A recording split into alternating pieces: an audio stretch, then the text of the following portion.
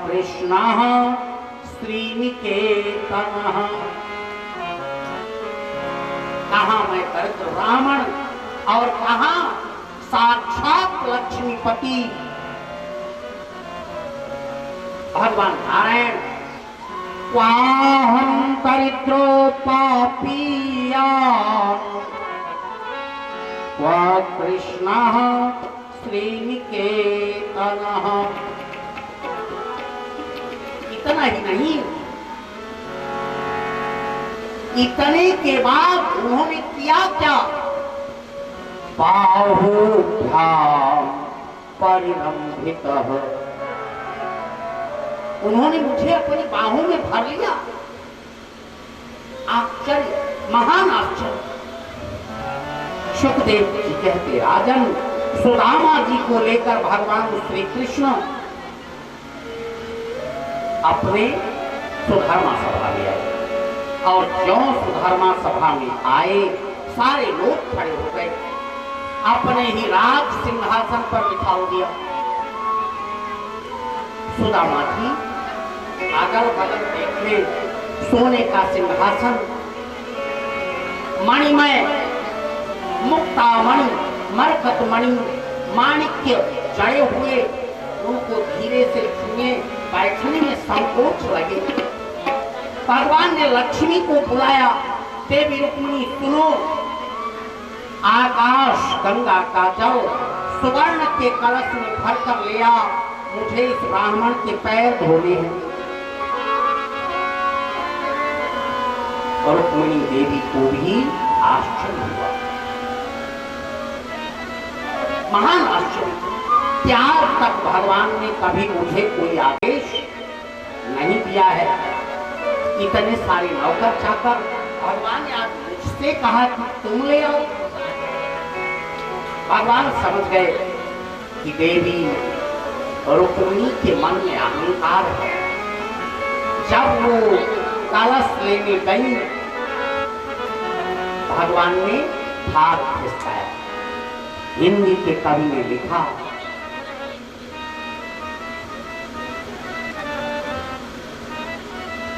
मेरे मित्र सुदामा इतने दिन कहां थे?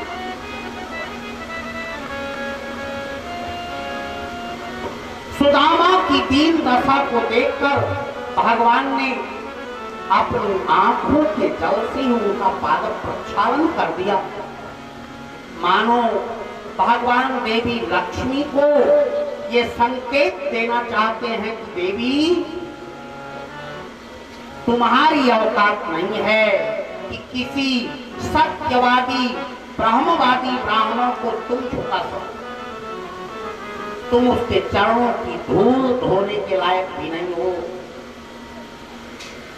ये तुम्हारी हैसियत नहीं है कि उस ब्राह्मण के चरण तुम धो डालो। अपने जल को अपने पास रख।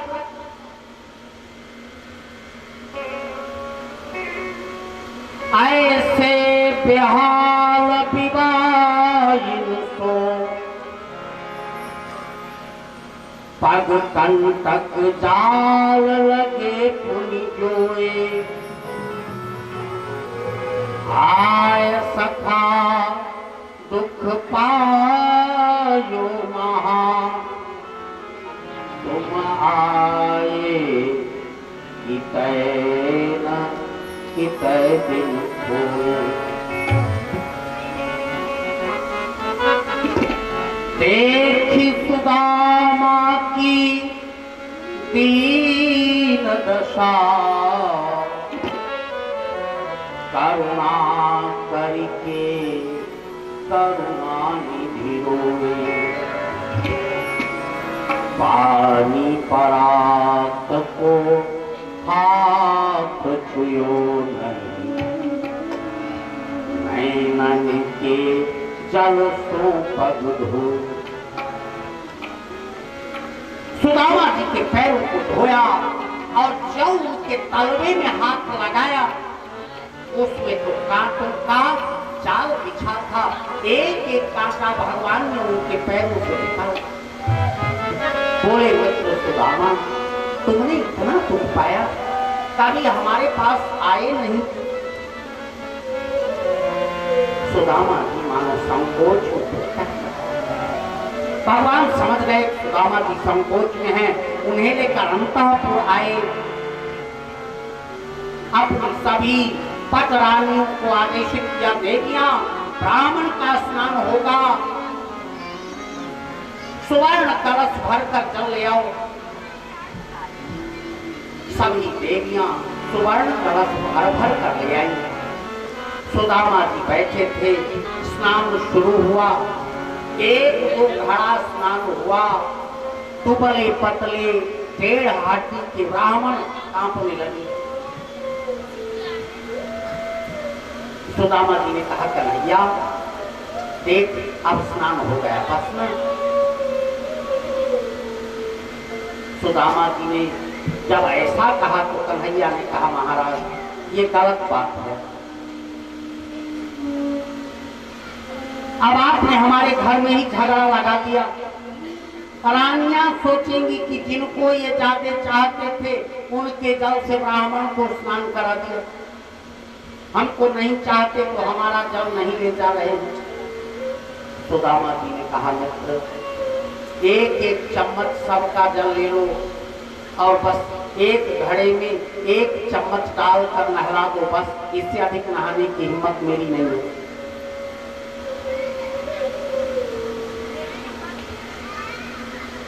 भगवान श्री कृष्ण ने वैसा किया। सुखदेव जी कहते रहो, अब प्रसाद की बारी आई। 2 चौकियां लगाई गई। भगवान ने भोग लगाया। सुदामा और भगवान 56 भोग पाए। सुदामा जी ने कहा, भैया देखो प्रसाद कम पाया करो, जितना सुंदर प्रसाद पाओगे उतनी बुद्धि बिगड़ेगी। जो रूखा सूखा मिल जाए भगवान का भोग लगा के पा लिया करो, केवल भजन करो। भगवान श्री कृष्ण ने कहा, देखो मैं राजा हूँ, थाल तो इतना ही आएगा, जिनको जितना खाना है उतना खा ले। प्रसाद हो गया। अब सुदामा जी बैठे। जब सुदामा जी बैठे तो दोनों मित्रों की आपस में बातचीत शुरू हुई। भगवान श्री कृष्ण ने कहा, मित्र तुम्हारी शादी वादी हो गई थी, क्योंकि तू बचपन से ही फटफट मिजाज का था। सुदामा जी ने कहा, हाँ तेरी भाभी का नाम सुशीला है और उसी ने तुमसे मिलने के लिए यहाँ भेजा भी है। अच्छा। अब सुदामा जी ने पूछा, मित्र तुम्हारी शादी? बोले, हाँ हमारी भी शादियां हो गई है। सुदामा जी ने कहा, शादियां हो गई है माने कई विवाह क्या? बोले, हाँ मित्र कितनी है?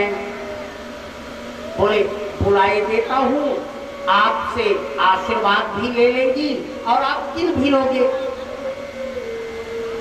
अंतःपुर में जाकर कह दिया, देवियों सुदामा जी के आशीर्वाद ग्रहण करो। बारी बारी से रानियां आनी शुरू हुई। सबसे पहले देवी रुक्मिणी आई। मैं भीष्म की पुत्री रुक्मिणी प्रणाम। बड़े प्रेम से सुदामा जी ने आशीर्वादों की झड़ी लगा दी। सुखी रहो, सौभाग्यशाली हो, अखंड सौभाग्यवती हो, पुत्रवती हो। मैं सत्राजित की पुत्री सत्यभामा प्रणाम। सदा सुखी रहो, सदा सुहागन रहो। मैं जामवंत की पुत्री जाम्बवंती, तुम्हारे पति का श्रृंगार बना रहे, तू सदा सौभाग्यवती रहे। दोनों हाथ उठाकर खूब आशीर्वाद गाजे। 10-20 बीत गई। सुदामा जी ने कहा, मित्र सब अपनी ही है ना? कन्हैया ने कहा, हाँ हाँ सब अपनी हैं, जो आ रही है अपनी हैं। फिर शुरू हुआ, 150 तक गए। अब तो आशीर्वाद की झड़ी कम होने लगी। अब आ गए, सुखी रहो, सुखी रहो। हाथ, अरे भाई कितना बड़ा पहलवान हो, 4-6 हजार बार ऐसे कर लो। यहाँ तो 16,000 के आगे की बात है। ऐसे ऐसे कर लो 16,000 में, आपको पता चल जाए। सुदामा जी ने हाथ बंद कर दिया। 200-400 और बीती। सुदामा जी ने कहा मित्र अभी भी, हाँ सब अपनी हैं। नहीं मैंने सोचा आस पड़ोस की आई होंगी, नहीं नहीं सब अपनी है। 2000 जाते जाते सुदामा बेचारे 2 ही रोटी तो खाए थे, आवाज फंसने लगी। अब जब कोई प्रणाम करे तो पहले खोखे खखाड़े,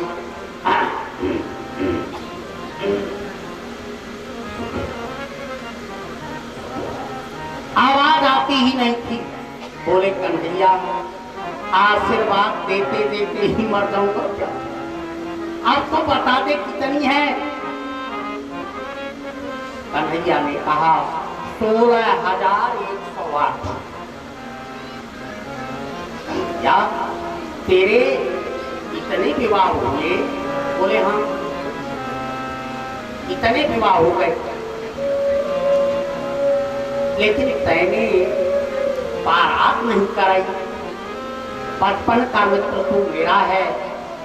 कन्हैया ने कहा क्या बताऊं, मेरे विवाह ही ऐसे विवाह में हुए कि स्वयं मुझे नहीं पता था कि मेरा विवाह होना है। किसी ने एक दिन पहले चिट्ठी भेजी, मार पीट करके ले आए, विवाह कर लिया। कोई रास्ता चलते विवाह कर लिया। अरे एक क्षण में 16,100 विवाह कर लिया।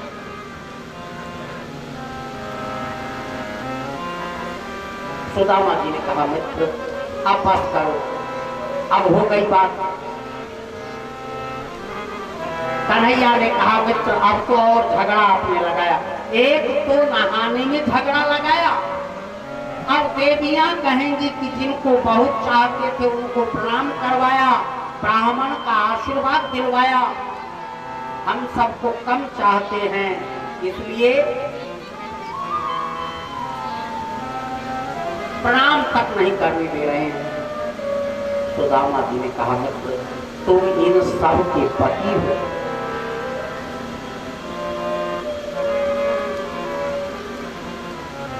इन सब की ओर से तुम ही मुझे प्रणाम कर लो, मैं तुम्हें आशीर्वाद दे दूं, सबको आशीर्वाद मिल जाए। सुखदेव जी कहते राजन तपस्वी आर्यावर्त के ब्राह्मण को इतनी शक्ति प्राप्त है कि वो त्रिलोक के स्वामी को भी आशीर्वाद दे दे। द्वारकाधीश ने आकर प्रणाम किया, सुदामा जी ने द्वारकाधीश को आशीर्वाद दिया। सारी रानियों ने उस आशीर्वाद को बांट कर अपना प्राप्त। सुखदेव जी कहते राजन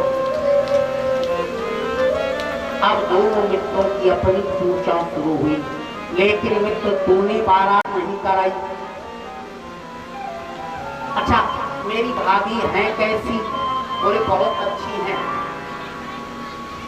अच्छा भाभी ने भेजा है तो मेरे लिए कुछ भेजा होगा। अब सुदामा जी को लज्जा आए, बड़े संकोच में थे। अब क्या करो, जहां 56 भोग है वहां सूखे सूखे चावल रख दूं। उन्होंने अपने बाईं कांप को कस कर दबाई। नहीं मित्र, अच्छा जब हम तुम गुरु के आसपास बदल रहे हैं, जब हम तुम गुरु के आश्रम में थे, गुरु माता ने वो चने दिए थे। भगवान श्री कृष्ण ने कहा हाँ तो अब बताओ, नहीं तो सारी खोल पट्टी तुम्हारी रानियों के आगे खोल दूंगा। भगवान श्री कृष्ण ने कहा ये जितनी हैं सब हमको भली तरह से जानती हैं और हम इनको भली तरह से जानते हैं। किसी से तो छिपा नहीं है, किसी को बैलनाथ कर विवाह किया है, तो किसी को रास्ते चलते, किसी को कैद से छुड़ाकर, ये भी वैसी है, मैं भी वैसे ही। आप अपनी बताओ ये कि भाभी ने क्या भेजा है। ओम कहकर वहीं आए, आओ बात जाओ बात दे पढ़ाई होती।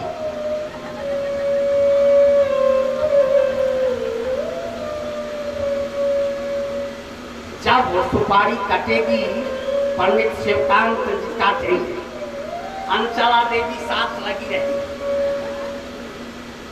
और इतना जरूर कहेंगी कोई कुत्ता। बस वही हाल यहाँ भी है।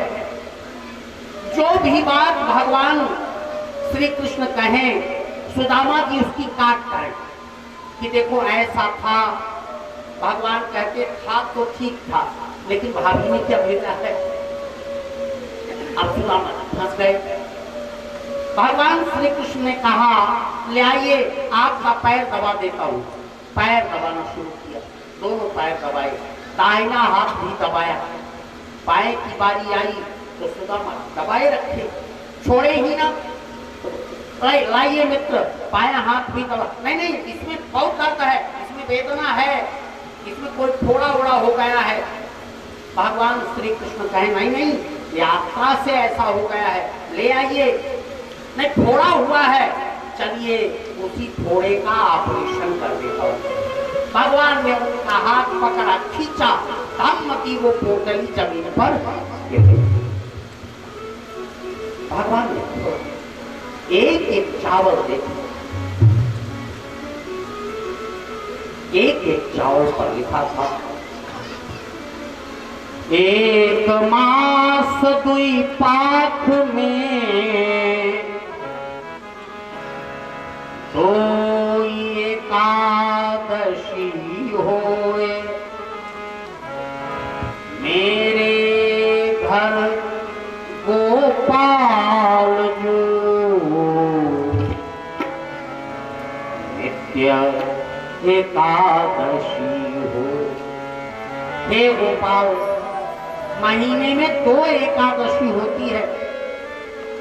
संत वैष्णवों के घर प्रसाद नहीं बनता, तो लोगों के लिए तो महीने में 2 एकादशी है, लेकिन मेरे लिए 30 दिन के 30 दिन में एकादशी ही है, अर्थात कुछ नहीं। भगवान ने एक मुट्ठी चावल उठाया, खाया। मानो भगवान एक संदेश दे रहे हो, एक मास दुई पाख में तो एकादशी होए।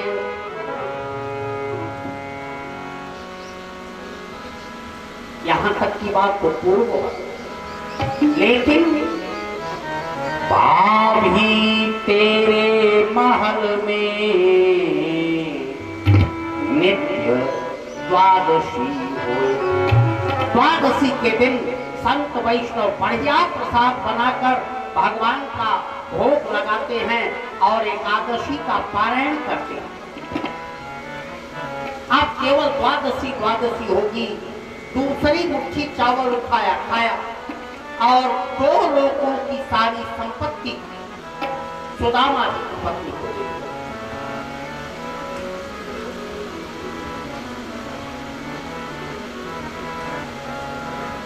सुदामा जी बैठे रहे, तीसरी मुट्ठी उठाई, रुक्मिणी देवी ने हाथ पकड़ा, प्रभु कहाँ निज वास की आस विचार।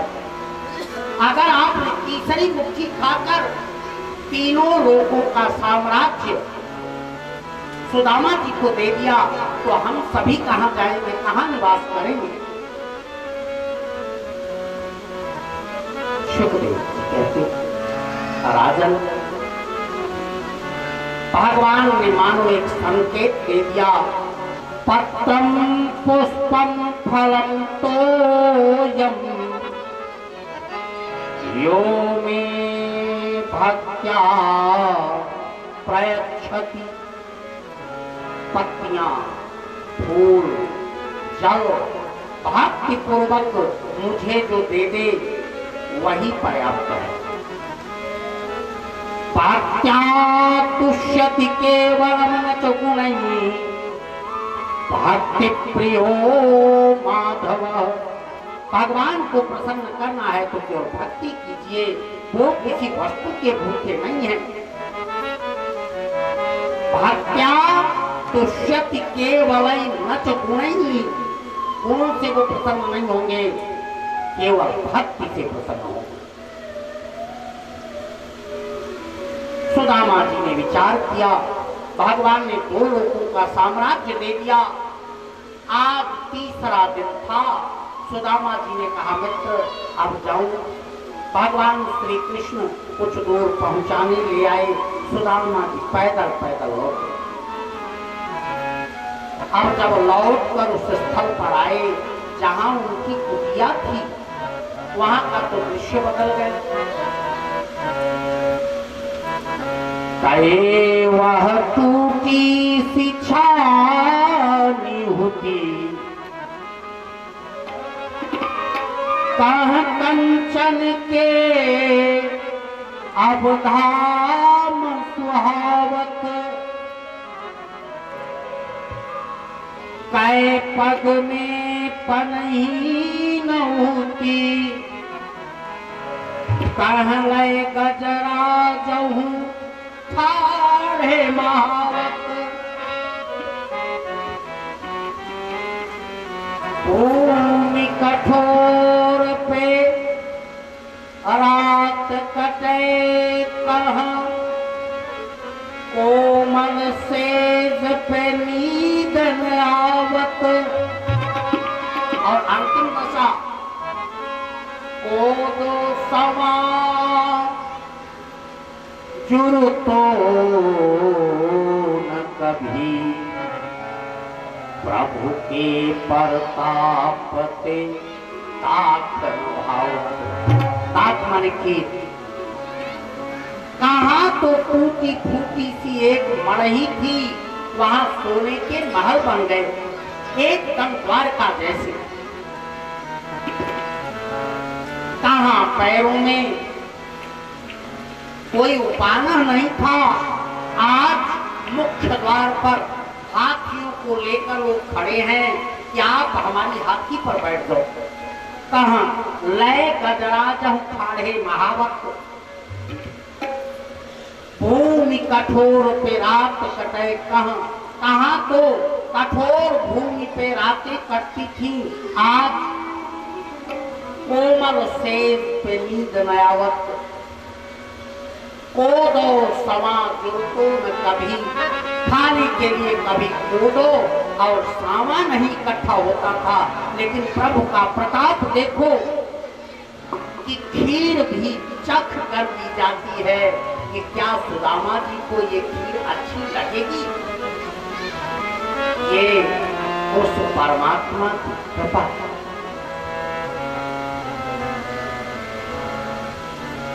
सुदामा जी ने ऊपर से नीचे तक देखा, उनकी पत्नी सुशीला बाहर आई, उनको पहचान न पाए। बोले, देवी यही मेरी कुटिया थी।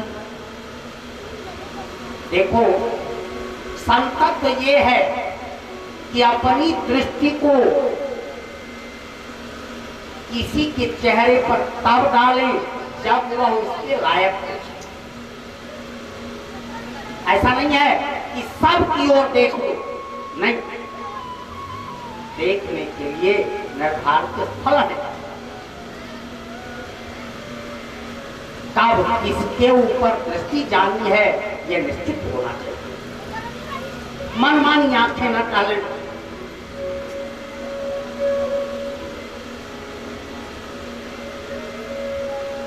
शुक्र राजन, सुदामा जी ने अपनी पत्नी के मस्तक की ओर नहीं देखा, अपनी आंखें नीची करके कह रहे, देवी मेरी कुटिया यहीं थी। सुशीला ने प्रणाम किया, बोले महाराज आपकी सुशीला मैं ही हूं। आए बंधु, माताओं के आने जाने की व्यवस्था सामने से न हो। अब जाकर देखा, बोले देवी तू, तेरे मन में धन के प्रति लोभ था, इसलिए तूने मुझे वहां भेजा। तुम्हें अच्छा नहीं लगा। भागवत जी के अनुसार सुदामा जी ने अपनी सारी संपत्ति शिव मंदिर में दान कर दी। हरिद्वार चले गए, वहां तपस्या करके उनका उद्धार हो गया। बोलिए भक्तवत्सल भगवान की जय।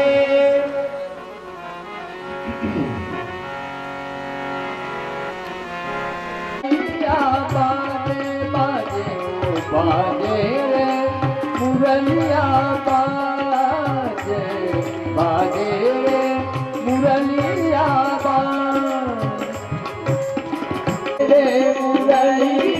बाजे, बाजे रे मुरलिया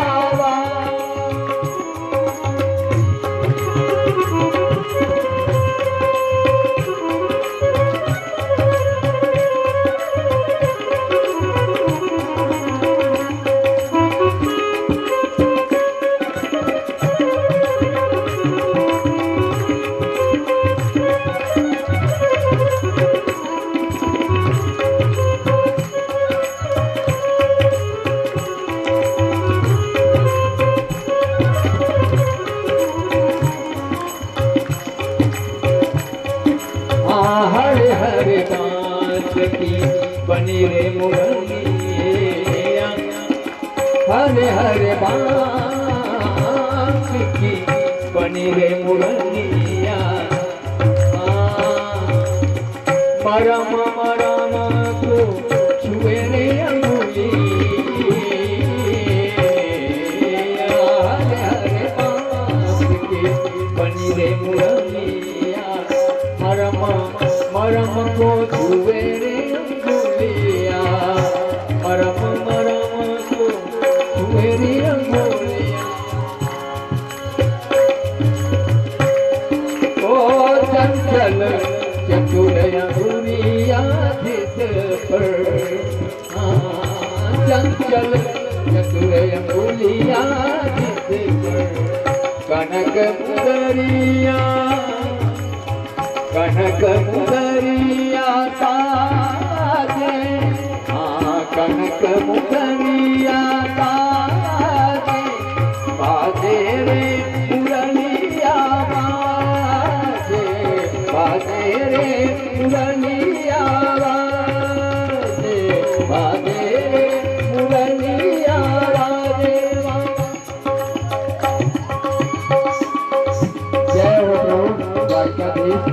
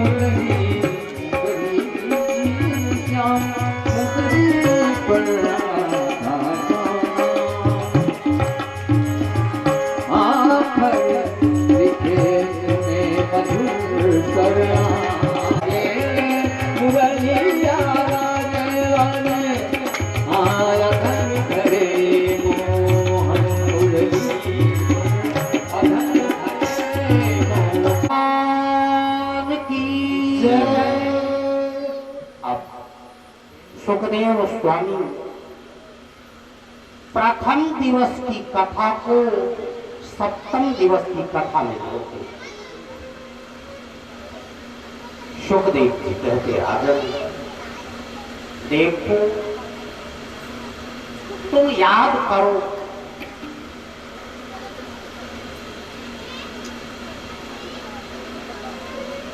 महाराज परीक्षित ने कहा, गुरुदेव याद तो बात में करूंगा, एक बात हमको बता दे कि हमारे दादाओं ने यज्ञ जो किया था कैसे किया?